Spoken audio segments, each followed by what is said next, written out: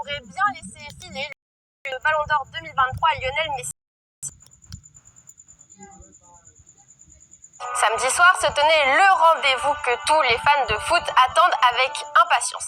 La finale de la Ligue des Champions. Cette saison, Manchester City affrontait l'Inter Milan. Les Citizens étaient les nets favoris de ce match, mais la tâche n'a pas été du tout facile pour les hommes de Pep Guardiola. À la 68e minute, les Sky Blues se sont réveillés. Rodri a ouvert le score d'une frappe puissante sur un ballon contré dans la surface qui n'a laissé aucune chance à André Onana. La fin de match a été très intense et plusieurs joueurs des Sky Blues ont perdu leur sang-froid suite aux offensives des Interistes après le but. Principalement Erling Haaland qui en plus n'a pas été brillant lors de cette finale. Il a été bien cerné par la défense de l'Inter, le Norvégien a été incapable de se créer des occasions. Cette frustration lui a même coûté un carton jaune inutile dans le temps additionnel suite à une altercation avec Onana.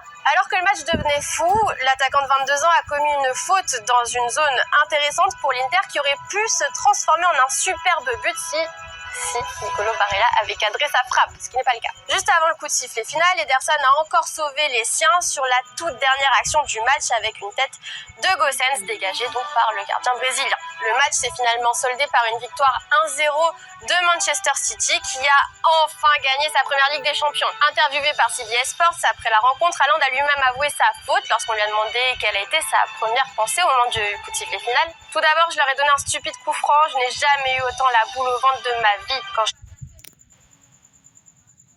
je l'ai poussé, je me suis dit non, pourquoi j'ai fait ça?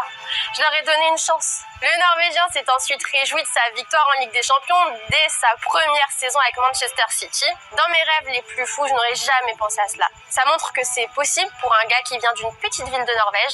Cela donne de l'espoir aux jeunes de ma ville. C'est incroyable. Haaland a vécu une saison extraordinaire avec City. Le Norvégien a remporté le triplé, Coupe, Championnat, Ligue des Champions, une première en Angleterre depuis Manchester United en 1999. Auteur de 52 buts et 9 passes décisives, Haaland est un sérieux candidat à la course au Ballon d'Or 2023, aux côtés donc de Lionel Messi et pourquoi pas aussi Kevin De Bruyne. On t'oublie pas, poto.